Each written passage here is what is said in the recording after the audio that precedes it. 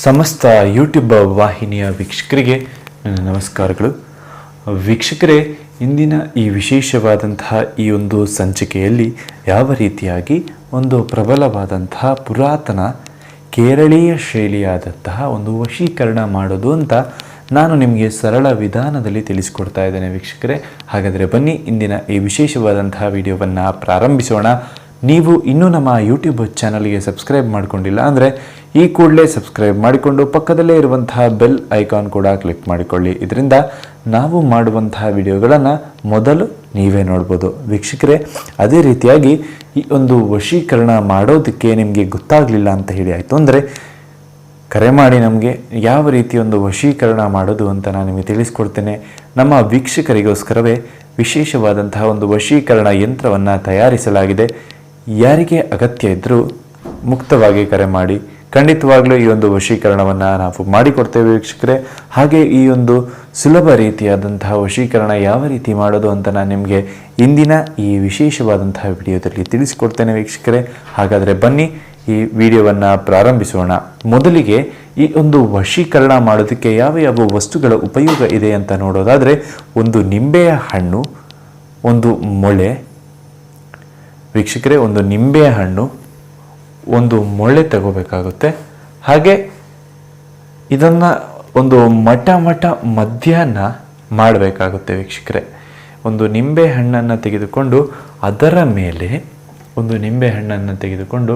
ಅದರ ಮೇಲೆ ನೀವು ಇಷ್ಟಪಟ್ಟಂತಹ ಸ್ತ್ರೀ ಆಗಿರ್ಬೋದು, ಪುರುಷ ಆಗಿರ್ಬೋದು, ಅವರ ಹೆಸರನ್ನು ಒಂದು ಮಾರ್ಕರ್ನ ಸಹಾಯದಿಂದ ಅಥವಾ ಒಂದು ಪೆನ್ನಿನ ಸಹಾಯದಿಂದ ನಿಂಬೆಹಣ್ಣಿನ ಮೇಲೆ ಹೆಸರನ್ನು ಬರೆದುಕೊಳ್ಳಿ ವೀಕ್ಷಕರೇ. ಈ ರೀತಿಯಾಗಿ ಹೆಸರನ್ನು ಬರೆದ ನಂತರದಲ್ಲಿ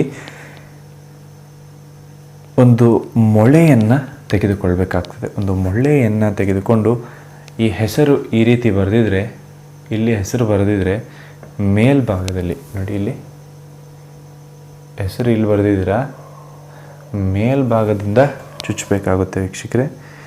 ಮೇಲ್ಭಾಗದಿಂದ ಈ ರೀತಿಯಾಗಿ ಚುಚ್ಚಬೇಕಾಗುತ್ತೆ ಮೊಳೆಗೆ.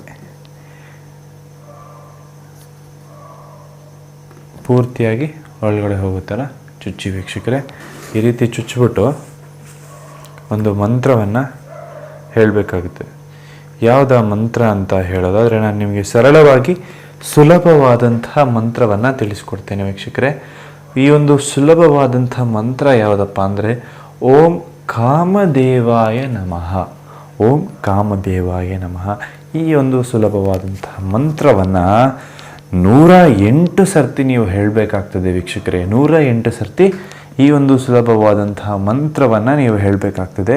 ಸುಲಭವಾದಂತಹ ಮಂತ್ರವನ್ನು ಹೇಳಿದ ನಂತರದಲ್ಲಿ ಇದಕ್ಕೆ ಕುಂಕುಮ, ಅರಸಿನವನ್ನು ಇಟ್ಟು 2 ಊದುಗಡ್ಡಿಯನ್ನು ಅಥವಾ ಗಂಧದ ಕಡ್ಡಿಯನ್ನು ಬೆಳಗಬೇಕಾಗ್ತದೆ ವೀಕ್ಷಕರೇ. 2 ಗಂಧದ ಕಡ್ಡಿಯನ್ನು ಬೆಳಗಬೇಕಾಗ್ತದೆ. ಹಾಗೆ ಒಂದು ಕರ್ಪೂರವನ್ನು ತೆಗೆದುಕೊಂಡು ಆರತಿಯನ್ನು ಬೆಳಿಬೇಕಾಗ್ತದೆ. ಆರತಿಯನ್ನು ಇದಕ್ಕೆ ಬೆಳಗಬೇಕಾಗ್ತದೆ.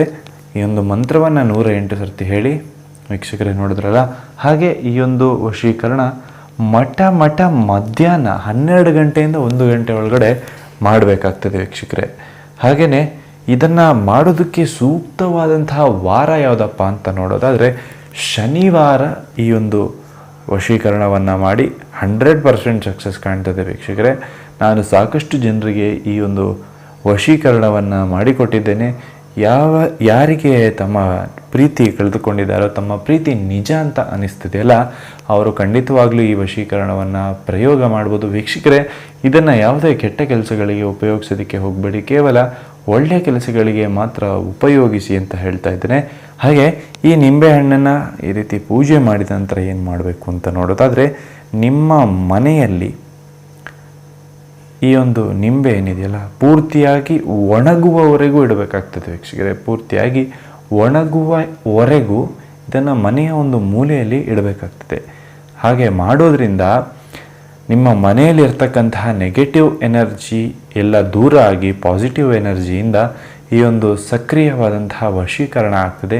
ನೀವು ಇಷ್ಟಪಟ್ಟಂಥವರು ನಿಮಗೆ ವಶ ಆಗ್ತಾರೆ. ಈ ಒಂದು ನೆಗೆಟಿವಿಟಿಯನ್ನು ಈ ನಿಂಬೆ ಹೀರ್ಕೊಂಡಿರುತ್ತೆ ವೀಕ್ಷಕರೇ. ನೀವು ಮನೆಯಲ್ಲಿ ಇದನ್ನು ಇಟ್ಟಿದ್ದೇ ಆಯಿತು ಅಂತಂದರೆ ನಿಮ್ಮ ಮನೆಯಲ್ಲಿರ್ತಕ್ಕಂತಹ ನಕಾರಾತ್ಮಕ ಶಕ್ತಿಗಳನ್ನು ಈ ಒಂದು ನಿಂಬೆ ಹೀರ್ಕೊಳ್ತದೆ. ಹಾಗೂ ನೀವು ಯಾರನ್ನು ವಶೀಕರಣ ಮಾಡ್ಕೋಬೇಕು ಅಂತ ಇರ್ತೀರಲ್ಲ, ಅವರು ನಿಮಗೆ 100ಗೆ 100% ವಶೀಕರಣ ಆಗ್ತಾರೆ.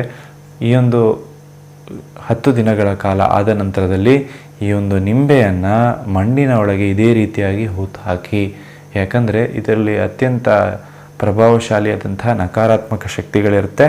ಇದನ್ನು ಒಂದು ಮಣ್ಣಿನ ಒಳಗೆ ಹೂತು ಹಾಕಿ ಇದರಿಂದ ವಶೀಕರಣ ಸಾಧ್ಯ ಆಗ್ತದೆ. ಹಾಗೆ ವಶೀಕರಣವನ್ನು ಬೇರೆ ಯಾರೂ ಮಾಡೋದಕ್ಕೆ ಸಾಧ್ಯ ಆಗಲ್ಲ. ಒಂದು ಸತಿ ನೀವು ಒಬ್ಬರನ್ನು ವಶೀಕರಣ ಮಾಡಿದ್ದು ಅಂತಂದರೆ ಬೇರೆ ಯಾರಾದರೂ ಅವರನ್ನು ಮತ್ತೆ ವಶೀಕರಣ ಮಾಡೋದಕ್ಕೆ ಪ್ರಯತ್ನ ಪಟ್ಟರೆ ಖಂಡಿತವಾಗ್ಲೂ ಸಾಧ್ಯ ಆಗೋದಿಲ್ಲ. ಅದು ಬಿಟ್ಟು ನೀವು ಈ ವಶೀಕರಣ ಪರವಾಗಿಲ್ಲ ಬಿಡು, ಇದನ್ನು ಮನೆಯಲ್ಲೇ ಇಡೋಣ ಅಂತ ಅಂದ್ಕೊಂಡ್ರೆ ಖಂಡಿತವಾಗ್ಲೂ ಬೇರೆಯವರು ಅವರನ್ನು ವಶೀಕರಣ ಮಾಡ್ತಾರೆ. ಮತ್ತೆ ಅವರನ್ನು ನೀವು ವಶೀಕರಣ ಆಗಲಿ ಅವರು ನೀವು ಹೇಳಿದ ಮಾತನ್ನು ಕೇಳೋದಿಲ್ಲ. ಸೊ ಹುಷಾರಾಗಿ ಇದನ್ನು ಮಣ್ಣಿನೊಳಗೆ ಹೂತಾಕಿ. ಮಣ್ಣಿನೊಳಗೆ ಹೂತಾಕಿದ ನಂತರ ಇದರ ನೆಗೆಟಿವ್ ಎನರ್ಜಿ ಎಲ್ಲ ಡಿಸ್ಪೋಸ್ ಆಗ್ತದೆ. ಗೊತ್ತಾಯ್ತಲ್ಲ ವೀಕ್ಷಕರೇ? ಈ ರೀತಿಯಾದಂಥ ಒಂದು ಶಕ್ತಿಶಾಲಿ ವಶೀಕರಣವನ್ನು ನಾನು ನಿಮಗೆ ತಿಳಿಸ್ಕೊಟ್ಟಿದ್ದೇನೆ. ಈ ವಶೀಕರಣ ಮಾಡೋದಕ್ಕೆ ನಿಮಗೆ ಗೊತ್ತಾಗಲಿಲ್ಲ ಅಂತಾಯಿತು ಅಂದರೆ ಖಂಡಿತವಾಗ್ಲೂ ನಮಗೆ ಕರೆ ಮಾಡಿ ಯಾವ ರೀತಿ ಒಂದು ವಶೀಕರಣ ಮಾಡೋದು ಅಂತ ನಾನು ನಿಮಗೆ ತಿಳಿಸ್ಕೊಡ್ತೇನೆ. ವೀಕ್ಷಕರೇ, ನೀವೇನು ನಮ್ಮ ಯೂಟ್ಯೂಬ್ ಚಾನಲ್ಗೆ ಸಬ್ಸ್ಕ್ರೈಬ್ ಮಾಡಿಲ್ಲ ಅಂದರೆ ಈ ಕೂಡಲೇ ಸಬ್ಸ್ಕ್ರೈಬ್ ಮಾಡಿಕೊಳ್ಳಿ. ಪಕ್ಕದಲ್ಲಿರುವಂತಹ ಬೆಲ್ ಐಕಾನ್ ಕೂಡ ಕ್ಲಿಕ್ ಮಾಡಿಕೊಳ್ಳಿ. ಮತ್ತೆ ಹೇಳ್ತಾ ಇದ್ದೇನೆ, ಇದನ್ನು ಕೇವಲ ಒಳ್ಳೆ ಕೆಲಸಗಳಿಗೆ ಮಾತ್ರ ಉಪಯೋಗಿಸಿ. ನೀವು ನಿಮ್ಮ ಪ್ರೀತಿಯನ್ನು ಕಳೆದುಕೊಂಡಿದ್ರೆ, ನಿಮ್ಮ ಪ್ರೀತಿ ನಿಮ್ಮಿಂದ ದೂರವಾಗಿದ್ದರೆ ಮತ್ತೆ ಪಡೆಯೋದಕ್ಕೆ ಮಾತ್ರ ಉಪಯೋಗಿಸಿ ಅಂತ ಹೇಳ್ತಾ ಈ ಒಂದು ವಿಡಿಯೋವನ್ನು ಕೊನೆಗೊಳಿಸೋಣ. ಸರ್ವೇ ಜನೋ ಸುಖಿನೋ ಭವಂತು. ಎಲ್ಲರಿಗೂ ಒಳ್ಳೆಯದಾಗಲಿ. ನಮಸ್ಕಾರ ವೀಕ್ಷಕರೇ.